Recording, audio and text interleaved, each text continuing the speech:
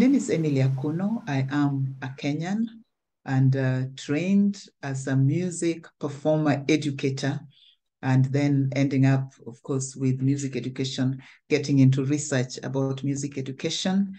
And within that sphere of music education, because of the collaborative nature and interactive nature of the different arts, I find myself sitting into spaces where I have conversations with researchers and practitioners in the other art forms. And especially coming from Africa, where, and that is a broad statement, but from Kenya, which is part of Africa, where for a lot of our communities, the practice of music is not confined to the artistic expression that only uses sound, but there are other forms of art that are included in a music performance, in a music event. And so I have had the opportunity to interact with yourself, for example, Teresa, in fine art, and with people in dance, and with people in theater and drama. And it is a privilege. As a member of the International Society for Music Education, I have had the privilege also of being a board member, and right now I'm the immediate past president. It has been a privilege to hear and see what music education is and feels like or looks like in other parts of the world. And also, I have learned that music education is much more than what perhaps I practice, what I think. And it has helped me to appreciate perhaps the word education, because it is not just teaching and learning. And I think when you consider it as influencing behavior, then the elements of music therapy come in, so art therapy. So I have learned that arts education is so broad, and it takes place in very many different spaces, and it involves so many people, not just the teacher. Because in these spaces, some of these spaces, they're spaces where we just experience the art. And in the process of experiencing, we learn, we develop skills, we develop ways of perceiving. So that's a long story, but so that is who I am. If I can just now address, and maybe I started talking about it a little, the definition of arts education. And again, I'm coming from that experience of mine. And you start by defining art. What is art? And when you think about it in our different languages, it might also mean very many things.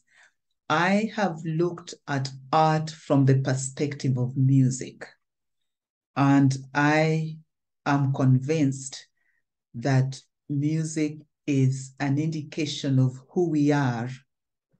It is a way in which we present ourselves, but it is also a way in which we see ourselves and see other people.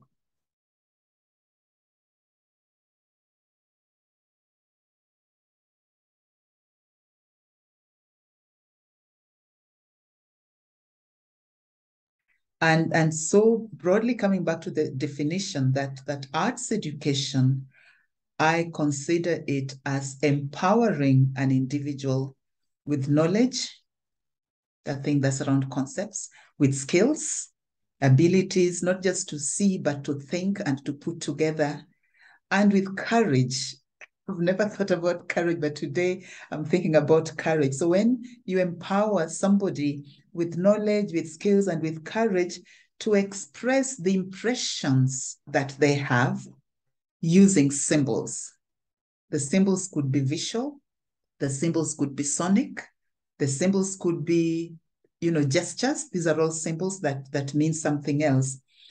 And therefore, I see arts education as training people to develop and employ their creative ability so that they can reach others, or so that they can influence others. And sometimes reaching or influencing others is not necessarily it's not necessarily deliberate.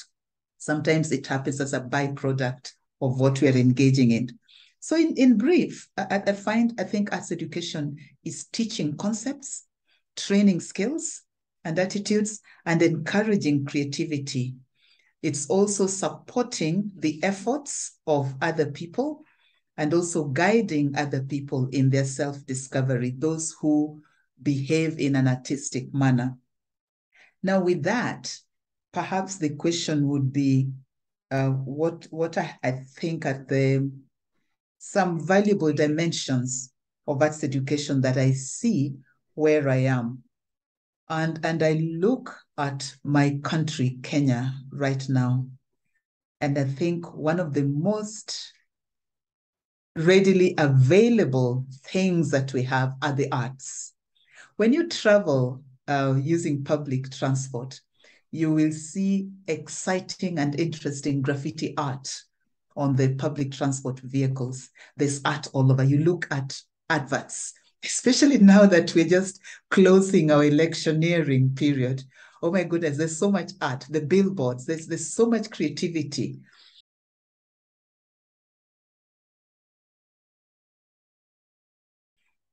Even as you listen to kids play outside, there's so much poetry. You watch people interacting with each other with the gestures. Here I am with my gestures. I could be dancing, you know, or I could be engaging myself in some theater, some drama. So there is so much of it, but we don't always acknowledge it. And I didn't talk about music. There is music so much. There's a lot of singing.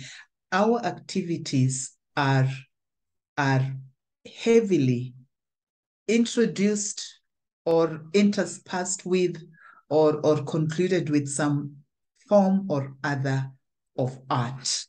I mean, when you have a function, the hall is decorated, isn't it? And that is art. That is visual art. You know, there's design everywhere. So I think the availability, it is so much. Unfortunately, that does not always translate into access for those who want to learn. Because, and sometimes I fault that availability. I think there are those who might think that it is so much in abundance. Why should somebody go and learn? Why should we have it in higher education? And I think that has been a problem with us. My own father did not see why I should study music in high school. And it had to take a very courageous, that's what I'm talking about, courage. It had to take a very courageous high school principal to convince him to let me study music when I was in high school. So that abundance is one very valuable dimension. What I like about that abundance is that we do get to learn through exposure, through experience. That is one.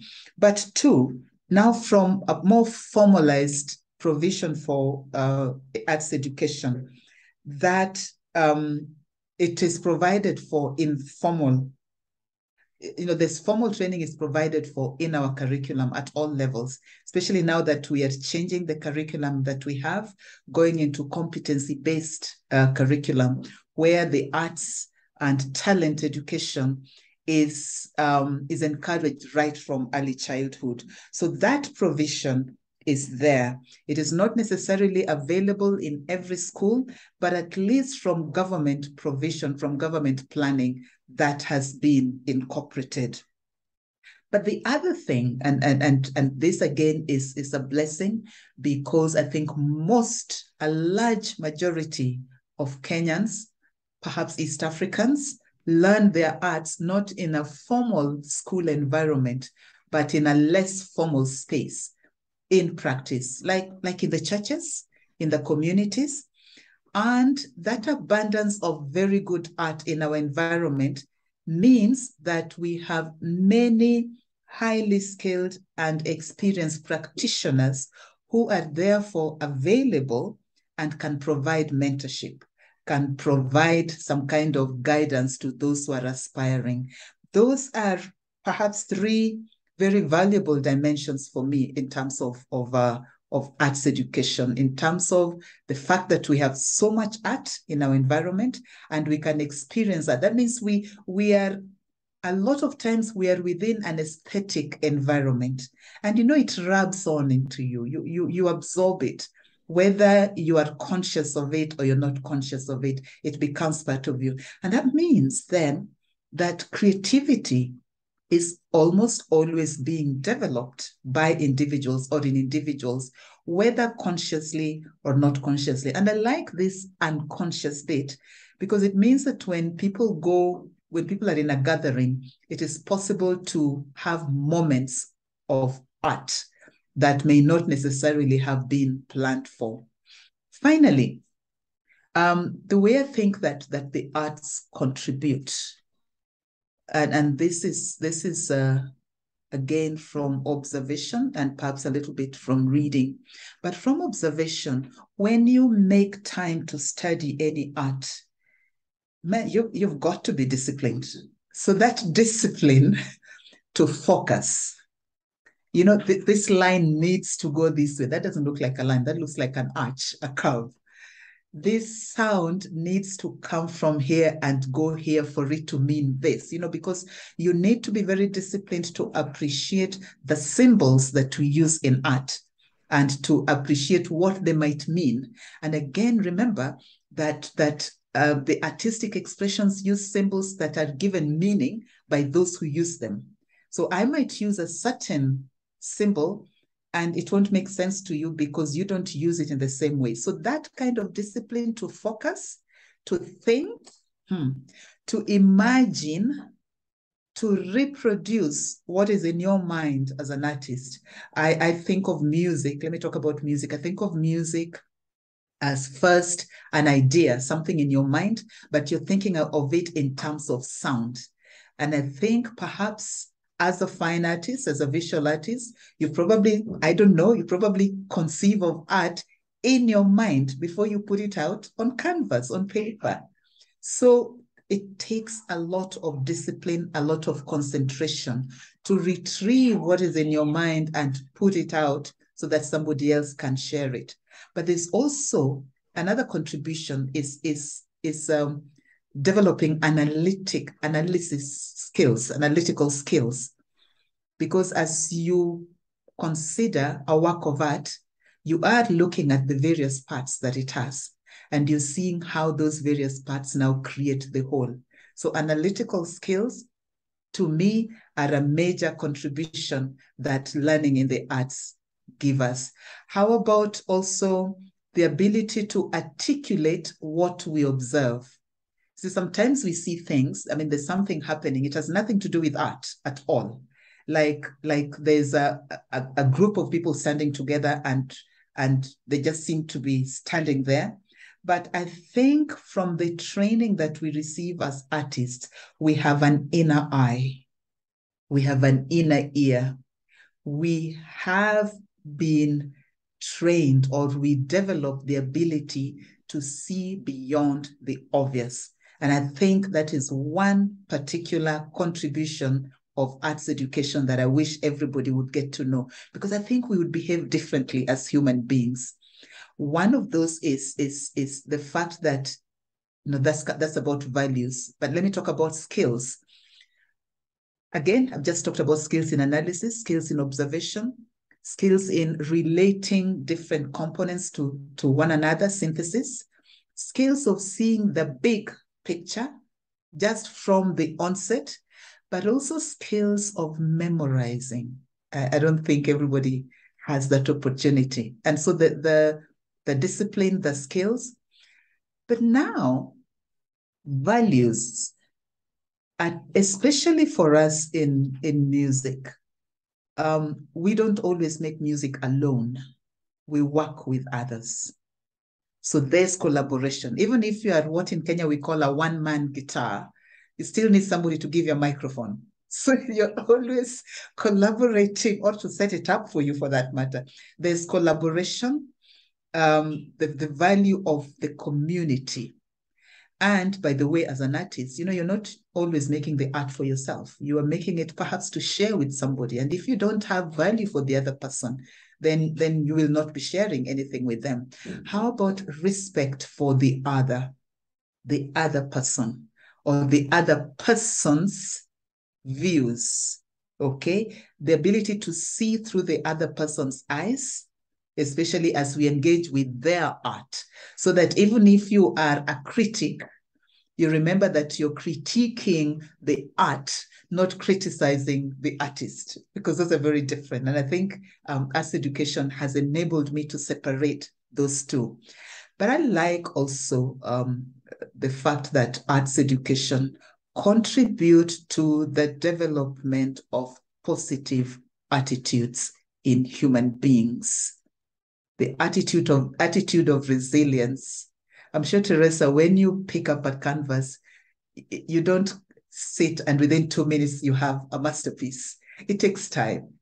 You've got to mix your colors. You've got to decide which color goes where. You've got to sketch. I don't know if that is what you do, but I know that the few times that I have to perform a piece of music, man, it takes me time to decipher the symbols and then to own it, to internalize it. So that resilience, and I never quite get it right the first time. And I've been trying to do this for many years. I never quite get it right the first time, but there's that resilience, and also the attitude of nothing but the best, striving for excellence. These are my thoughts about arts education. I have talked a lot. I hope I make sense.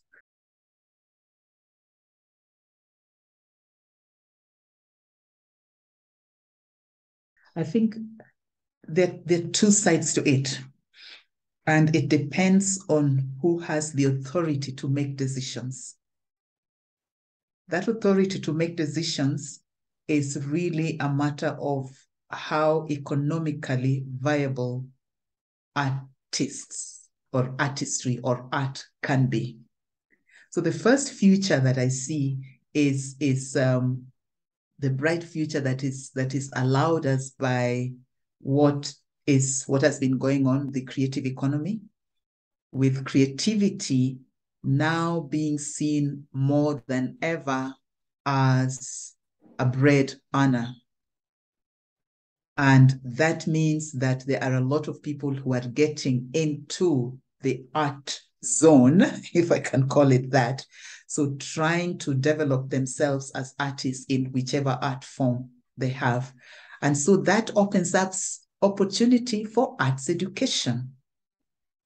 And now the authority comes in that if those in planning for education can avail systematic training, systematic tooling of those who are interested in getting into the arts as their economic activity, if they can make that available, then arts education, formal arts education, has a very bright future, because there are many, many young people, especially, who are participating in the creative industries, but may not necessarily have had systematic training. Some of them have picked it up as apprentices, and there's absolutely nothing wrong with that. But a lot of times, apprenticeship, and especially the way I've seen it around Kenya, you will only learn what your mentor knows or has. So unless you go beyond that, you will only be going just, with what your mentor is giving you. But thanks to the internet, because through, there's a lot of information out there, but not everybody can access the internet. So the future is bright for arts education.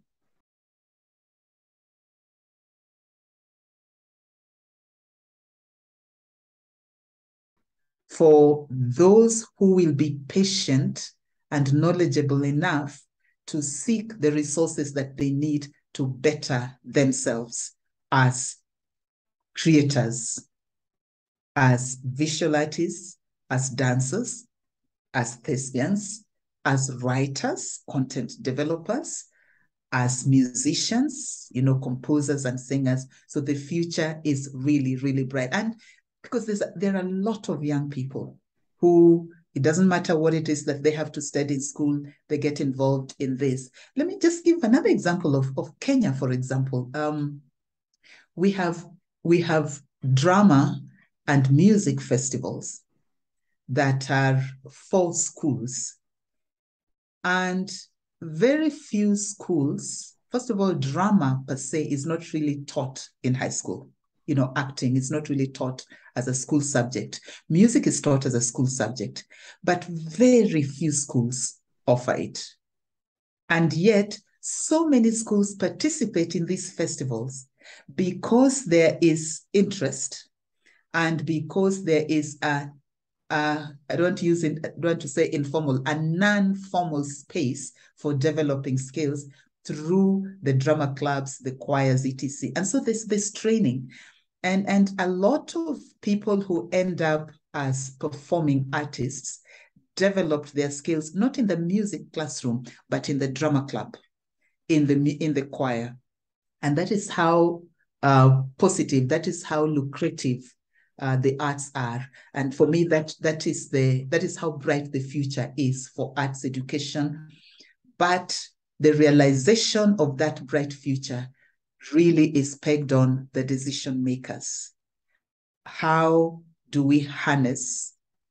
How do we use the various spaces to train artists? It does not have to be in the classroom because arts education can happen in non-formal settings, but arts education needs the formal setting so that it is systematic. There is guidance, and I really like that guidance. It is not sporadic, and that so that the artist is also exposed to as much as there could be, and then they select which area they want to go to.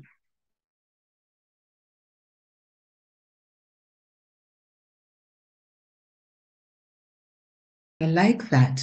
I think one of the lovely attributes of the arts is that they bring people together and they are a safe environment. I'm making that a very blanket statement. Okay, they're not always safe, but they can be a safe space because there is an aesthetic experience that allows us to come together. And that aesthetics, there's a feel-good factor.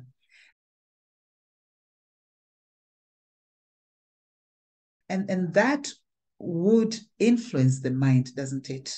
It kind of has an effect on the emotions and ultimately on mental health. I am being very broad here. I know there are those who are dealing with mental health, those who are dealing with art therapy, and they will go into finer details. But I find that the environment that one is in has a big contribution to their physical, emotional, spiritual, and mental health. And I think art contributes to a good environment. It allows us to feel good. It allows us to relate positively with one another. When you're relating positively with others, your emotions are not strained. Your emotions, you're a lot calmer. And even if you are unwell, there is one less strain on your system. The emotions are at peace, and then your body can concentrate on getting itself healed. So I know the elements of art therapy. I think there's a bit of it in our part of the South. Okay, it is not as strong as it could be perhaps in the North. But there even in our traditional settings, there is this music for therapy. And so that is one element of the arts that is a good thing for our communities. The fact that it brings people together and it can create a peaceful, friendly environment, atmosphere that would allow people who are hurting to experience some peace, to experience some time where they can, reorganize themselves, reorganize their thinking, and where they can come to terms with a lot of things.